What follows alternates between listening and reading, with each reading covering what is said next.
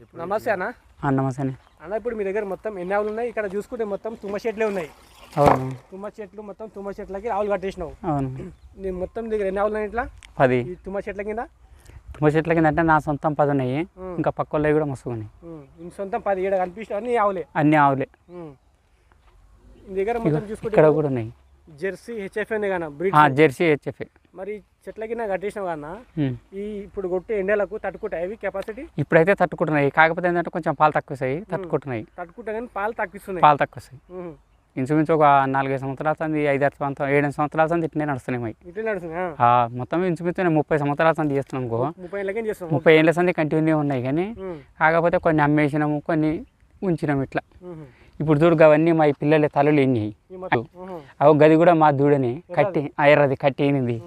ఇగో గీ ఎర్రవి కూడా నా తాన కట్టి నా తాన కట్టి అన్ని పాలు జిగ్గిన దూళ్ళు కట్టింది. అన్ని నా తాని నేను తల్లులు అమ్ముకుంటా ఉన్నా, పిల్లలు కట్టింతున్నాయి. తల్లులు అమ్ముకుంటున్నాయి. ఇద్దరు 2-3 అమ్ముకుంటాం. ఇప్పుడు వానకాలం వస్తేమంటే ఇడిచి గడ్డి కొట్టుకుపోతాం చెలకకు. రోడ్డు పోతా రప్ప ఉరుకుతాయి చేనులకు. అందుకోసం అటువంటి కొన్ని తీసేస్తూనే ఉంటా, కొన్ని ఉంచుకుంటా ఇట్లా. ఈ కాలం కాకమూలు ఊళ్ళోకి వెళ్ళి వాటర్ కొట్టుకొచ్చి బతికిచ్చిన పసులు నేను. ఊర్లోకి వెళ్ళి నల్ల నీళ్ళు కట్టుకొచ్చి పాల డబ్బాలలో కట్టుకొచ్చి పోసేది ఇంటకు. కాలం లేనప్పుడు నీళ్ళు ఎక్కడ బయట కాలం లేనప్పుడు రోజుకు 20-30 క్యాన్లు కట్టుకొచ్చేది. కట్టుకొచ్చి తాపేసేది గట్లా. అంటే ఇప్పటికి నువ్వు ఎన్ని ఇయర్స్ చేయబట్టి అనేది దీంట్లో ఉండబట్టి? ఇంచుమించు 30 సంవత్సరాలతో చేస్తున్నాం ఇవి కంటిన్యూగా. 30 ఏళ్ళతో నేను 50 సంవత్సరాలు ఉన్న, 50 దాటినా 30 సంవత్సరాల ఇవే ఆవులు బర్రు. 20 ఏళ్ళ నుంచి మొదలు పెట్టినా. ఇక గడ్డి ఆడ గంటల గడ్డి కాలం అయింది. అంతకుముందు ఒట్టి మేత కొని బతికిచ్చేది పసలని. ఒట్టి మేత పట్టణంకి వెళ్ళి హైదరాబాద్కి వెళ్ళి వస్తే 15 రూపాయలు 10 రూపాయల గడ్డి కట్ట తీసుకొని వేసేది. ఇక ఇప్పుడు కాలం అయింది కాబట్టి గడ్డి వస్తుంది. ఇప్పుడు గడ్డి నాటినాము అంతా. చాలా కష్టపడి చాలా కష్టపడ్డాను నేను. ఇస్తాయి 15-18 పూటకి 7-8 ఇస్తాయి. 14-15 ఇస్తాయి. మొత్తం 10 ఆవులు 10 ఉన్నాయి. 10 ఇట్లా అన్ని పూటకి 10 ఇచ్చే ఆవులేనా? 9-10 మంచిగా మెయింటైన్ చేస్తే 9-10 ఇస్తాయి. అమ్మా ఇప్పుడు ప్రస్తుతం 7 ఇస్తున్నాయి అని. ఇప్పుడు 7-8 ఇస్తున్నాయి ఒక్కొక్క పూట. అన్న పొద్దుగాల సాయంత్రం కలుపుకొని 2 పూటలు ఎన్ని లీటర్ పాలు పోసావు? డైరీకి ఇప్పుడు రోజు 90 లీటర్లు వస్తాయి. 90 లీటర్లు? 90 మంచిగా మక్క ఉన్నప్పుడు మొన్నటి దాకా 95-96 కూడా ఎక్కినాయి. ఇక ఎంత తక్కువ అయినా 2 క్యాన్లు 40 40. మా మదర్ డైరీకి పోతాయి. ఎట్లా బిల్లు ఎట్లానా? బిల్లు 15 రోజులకు ఒకసారి అంటే 2 బిల్లులు పడ్డాక 1 బిల్లు వేస్తాడు. ఇప్పుడు 2 బిల్లులు ఆపింటే 1,00,000 రూపాయలు రావాలి. 1,00,000 మీద రావాలి. డైరెక్ట్ ఇస్తాను. డైరెక్ట్ క్యాన్ ఇస్తాము. ఆడ ప్యాడ్ చూసుకొని ఫోన్కు కాంటా వేసి మెసేజ్ పెడతాడు. నువ్వు చూసుకోవాడు. నువ్వు ఈడికెళ్ళి పంపుతావు కానీ ఈడికెళ్ళి మేము ఏం చూసుకోము. ఇక క్యాన్ వేసుకొని ఆయన మెసేజ్ పెడితేనే గింత వెయిట్ గింత ధర. ఏం చేస్తారు తెలుసా అసలు? ఈడ నీ దగ్గర కాంటా పెట్టుకొని, అవును నీ కాంటా ఎంత వచ్చింది? అవును, కొందరు రాసుకుంటారు కానీ మేము అట్లా కాంటా ఏం లేదు. ఇక మాకేడ మరి కింద మీద కావా బిల్లు? ఇక అవుతుంది. ఇక అంతే. ఇక ఏం కింద మీద చేస్తాడో ఆయనకే గుర్తు. ఇప్పుడు సింపుల్ అది కన్నా నీ దగ్గర 2 లీటర్ అవుతున్నాయి, రాసుకుంటే అయిపోతాయి అన్న. ఇక రాసుకుంటాం అంటే మాకు రోజు మెసేజ్ వస్తూనే ఉంటాం, చూసుకుంటూనే ఉంటాము. 1 లీటర్ అటు ఇటు అంతే. అది సేరు 3 పావుగా. ఇక అది ఎట్టున్న 1 లీటర్ మాత్రం క్యాన్కు కొట్టేస్తాడు. మన కాంటా నీ కాంటా పరకుందా అంటాడు. బండి వచ్చి ట్రాన్స్పోర్ట్ వేసుకోపోతే బాయి తిరిగి ఆ పైసలు ఈజీగా తీసేస్తాడు రైతుల మీదనే. గట్లా ఇప్పుడు కందుకూరుకి వెళ్ళి వస్తుంది. ఇక్కడ జబార్ కూడా వరకు పోతుంది. ఇవంతా ట్రాన్స్పోర్ట్ మొత్తం తీసేస్తాడు. క్యాన్కు 1 లీటరు అర్ధ షేర్ కొట్టేస్తాడు. తొక్కరి మనం మంచిగా పోతే 42 రావాలి క్యాన్, 41 వేస్తాడు. ఎంత అడుగు, ఎంత ఫోన్ చేయి కాంట అంటాడు, కిలోలు అంటాడు, కొట్టేస్తాడు. ట్రాన్స్పోర్ట్ ఛార్జ్ తీసేస్తాడు ఇంట్లోనే. ఇప్పుడు ఒక విషయం అన్న, ఆటో నీ దగ్గరకు వచ్చింది, 1 లీటర్ విషయం రాసుకోవాలి లెక్కను. ఇక రాసుకోవాలి కానీ విషయం అన్న, నీ దగ్గరకు ఆటో వచ్చింది, 100 లీటర్ అయినాయి, 100 లీటర్ పోసినాం అనుకోను, నీకు మెసేజ్ ఇవ్వడానికి అంతే రావాలి. రావాలి కానీ ఎట్లాగైనా చేస్తాడు. ఇప్పుడు గాడ మా అన్నుండి ఆయన కరెక్ట్ కాంటా చేసేస్తాడు. వాళ్ళు కాంటా చేస్తారు. ఆయనకు ఫరకే ఉంటుంది. ఎంత చేసినా ఫరక్ చేసేస్తాడు. అడగా నువ్వు ఫరక్ వచ్చింది, ఎంత ఫరక్ వచ్చినా నువ్వు ఆడుకోతే 1-2 రోజులు ఆడిగా రోజు నువ్వు పోగలుగుతావా డైరీ కాడికి? పోలేము. ఇక వాళ్ళు చేసేస్తారు. ఆ ట్రాన్స్పోర్ట్ ఛార్జ్ లీటర్కు మాకు ఇంతకు ముందు అయితే 52 రూపాయలు పడేది. 52 అంటే ఒక 2 బల్లు ఉంటే అందులోనే పోసేస్తాం క్యాన్లో బరాలు. ఇప్పుడైతే మాకు 42 పడుతుంది. ఒక బరే కలిస్తే అందులోనే. ఇక అవి అలా కూడా అందులోనే పోసేస్తాం. ఇక కొంతమందికి 35, 36, 33 ఇట్లా పడతాయి ప్యాడ్ మీదకి వెళ్ళి ప్యాడ్ బట్టి అమౌంట్. కట్టిన ఆవు 5 నెలలు 6 నెలలు సుడితోని ఉంది అనుకో రేట్ ఎక్కువ పడుతుంది అది. అట్లా గిట్ట ఉంటుందా? రేట్ ఎక్కువ ఉంటుంది, రేట్ ఎక్కువ వస్తుంది, ప్యాడ్ ఎక్కువ వస్తుంది. కొంచెం రూపాయలు స్టార్ట్ అవుతుంటాయి. ముందు రూపాయలు స్టార్ట్ అయితే ఆవు సుడితో నుండి కూడా పాలిస్తుంది కదా 5 నెలలు 6 నెలల సుడితోని, అది రేట్ ఎక్కువ పడుతుంది చాలా.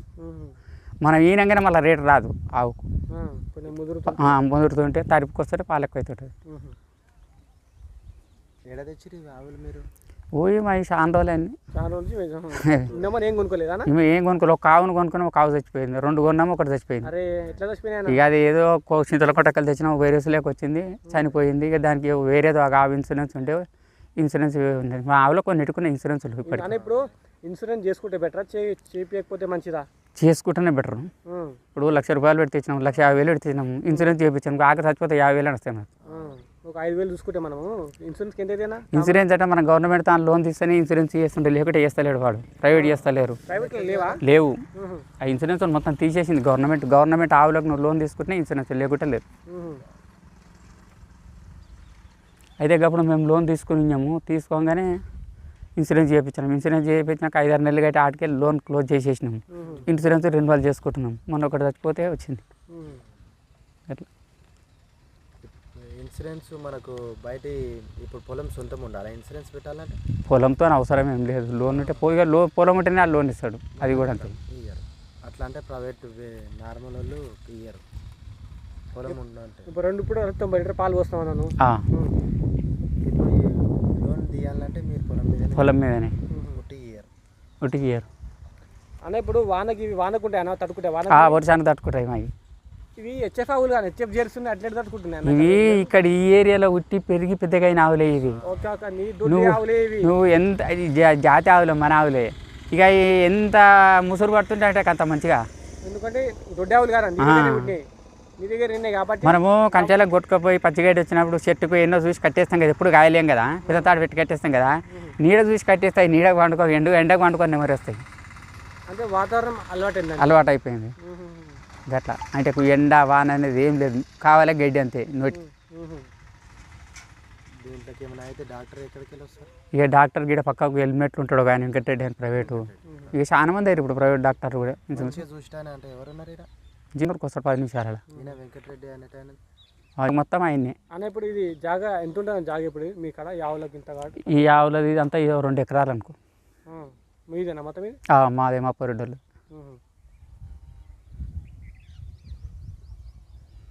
మీరు బర్రెలు బర్రెలు ఉన్నాయి? బర్రెలు 2 ఉన్నాయి. 2 బర్రెలు. ఇప్పుడు బర్రెలు బెస్టా లేకపోతే ఆవులు బెస్ట్ అన్న? ఆవులే బెస్ట్. ఆవులే బెస్ట్ అన్న. ఎందుకు అసలు ఆవులు బెస్ట్ అన్న? ఎందుకంటే బర్రె ఈయనగానే ఒక 4 నెలలు 5 నెలలే ఇస్తుంది. ఆడికెళ్ళి ఒక నాడు మీద వెనక ముందైనా తంతది కథ అదే లాత కొడుతుంది. బర్రె ఒకవేళ కట్టింది అనుకో 1-2 నెలలకే ఎండిపోతుంది. ఈ ఆవు అయితే ఏంటంటే 7 నెలలు 8 నెలల దాకా మా ఇంచుమించు 9 నెలల దాకా ఇస్తాయి కట్టినా కానీ. 1 నెల వారం నెల రోజులు గ్యాప్ పోతాయి, మా ఇంతాయి. మాకు అదే బెనిఫిట్ ఉంది ఆవులతో. రేట్ ఎక్కువ ఉంది కానీ బర్రెలది. ఇక రేట్ ఎక్కువ ఉంది కానీ మన తానే పెద్దగా ఈడ లోకల్లో పెద్దగా బర్రకు రేటు పెడతాడు ఎవరులేడు. 50 రూపాయల కంటే ఎక్కువ లేదు. ఇది ఒక ఆవు తెచ్చినా 20 లీటర్లు ఇస్తుంది కదా. కొన్ని దగ్గర బర్రె పాలు 60 రూపాయలు 56 రూపాయలు ఇట్లా తీసుకుంటారు కదా. తీసుకుంటారు ఇక వాళ్ళు సిటీ దగ్గర ఉన్నోళ్ళు, రోడ్ సైడ్ ఉన్నోళ్ళు. నైట్ పాలు పోతాయి కదా సిటీ, అట్లా హోటళ్ళల్లో పోసేటోళ్ళు కొంచెం రేట్ ఎక్కువ ఇస్తారు, వాళ్ళు కొనుక్కపోతారు. ఇప్పుడు మన తాన బస్సు సౌకర్యం లేదు, పొద్దుగాల గంట పోయేటోళ్ళు ఉంటారు. ఇక వాడు ఫ్రిడ్జ్లో పెట్టాలి, పలిపోయినాడు పలిపోతాయి ఇవన్నీ. గట్లా సిటీ ఏరియా దగ్గర ఉన్నోళ్ళు నైట్ వెళ్ళిపోయే పాలకు రేట్ ఎక్కువ ఇస్తారు. ఇప్పుడు గీడ పోచారం కాడ నైట్ వెళ్ళిపోతే పాలు రేట్ ఎక్కువ ఇస్తారు. నైట్ పోయేదానికి పాలు రేట్ ఎక్కువ ఇస్తారు. నైట్ తీసుకొని పోయి సిటీలో హోటళ్ళలో పోసుకుంటారు, అమ్ముకుంటారు కదా, అది రేట్ ఎక్కువ ఉంటాయి పాలు. అవి కన్వీనెంట్ ఉన్న ఏరియాకు రేట్ ఎక్కువ ఇస్తారు. ఇప్పుడు ఇక్కడ మాత్రం పోసారం దాకా, ఇక్కడ లేమూరు దాకా నైట్ వెళ్ళిపోతాయి అక్కడ మొత్తం పాలు, అక్కడ రేట్ ఎక్కువ ఇస్తారు. మన తాన కన్వీనెంట్ లేదు కాబట్టి నేను కూడా ఇంతకుముందు పాలదందనే చేసిన. 10 ఏళ్ళు పట్నం కొంట పోయినా 5 రూపాయల లీటర్ కడికలు చేసిన, 6 రూపాయల లీటర్ కడికలు చేసిన, 45 రూపాయల దాకా ఇచ్చి దంద చేసిన. అట్లా దంద చేసుకుంటా కూడా నాకు బర్రె ఆవులు ఉన్నాయి. అప్పటికి చేసిన రైతులకు 45 రూపాయల దాకా ఇచ్చిన, 6 రూపాయల కడికలు చేసిన. ఇక రిస్క్ పడిపోయినా. ఇక ఇక్కడ మళ్ళీ బర్రె ఆవులు ఉండే కదా, ఇప్పుడు నన్ను జీతగాడు పోరగాడు రాకపోతే గుంజకు పట్నంకి వెళ్ళి రావాలి, ఇవ్వాలంటే ఎంత ఇబ్బంది. 3-4 గంటల రాత్రి లేచి పిండుకొని పోయి అమ్ముకొని వచ్చి మళ్ళీ ఇంట నిడిచి మేపి మళ్ళీ ఈ టైం బాయి తిరిగి పిండుకొని పోవాలి, ఇంటికోవాలి, పిడిదలో పెట్టుకోవాలి, పొద్దుగాల పిండుకోవాలి, ఇవే కలుపుకొని మళ్ళీ హైదరాబాద్ పోయి మళ్ళీ ఇవ్వాలంటే ఎంత ఇబ్బంది. అందుకోసం అట్లా చేసి రిస్క్ పడి బంద్ చేసుకొని ఇప్పుడు అప్పటి సంది కంటిన్యూ ఉన్నాయి మనకు, అప్పటిసే ఉన్నాయి కానీ అప్పటి సంది ఉన్నాయి, చేసేది. అదంతా చేసేది సిటీ ఉంట పోయి అమ్ముకునేది. ఇప్పుడు ఇక కొంచెం పాలైపోయింది కాబట్టి నేను డైరీకి ఎక్కిచ్చేస్తున్నా. ఇప్పుడు ఇదే మంచిగా అనిపిస్తుంది దానికన్నా నువ్వు చేసి ఇప్పుడు ఇదే మంచిగా ఉంది. 7 గంటలకు బండి వచ్చి ఆడేసుకొని పోతాడు, క్యాన్ మూత పెడతాం వెళ్ళిపోతాం మేము ఇంటికి. ఆడేసుకొని పోతాడు, భర్తీ చేసుకుంటాడు, ఎంటి కింద వేస్తాడు. మళ్ళీ తెల్లవారున మబ్బులాలు వేసేస్తాం, 4 గంటలకు వచ్చి పింతాం, మూత పెట్టేస్తాం, మళ్ళీ భర్తీ చేసుకుంటాడు, ఎంటి వేస్తాడు. ఇప్పుడు ఇదే మంచిగా ఉంది మేడం, ఇదే మంచిగా ఉంది. ఇప్పుడు నువ్వు చేసే దందకంటే ఇప్పుడు ఇదే మంచిగా ఉంది. ఇదే మంచిగా అంటే అప్పుడు దంద చేసినప్పుడు ఏదో రూపాయి అటని సంపాదించుకుని అనుకో, ఇప్పుడు ఇక రిస్క్ లేకుండా బతుకుతున్నాం అనుకో, రాదు. రిస్క్ లేకుండా మంచిగా మన దగ్గరనే ఏ వంతన పని చేయకుండా అంతే.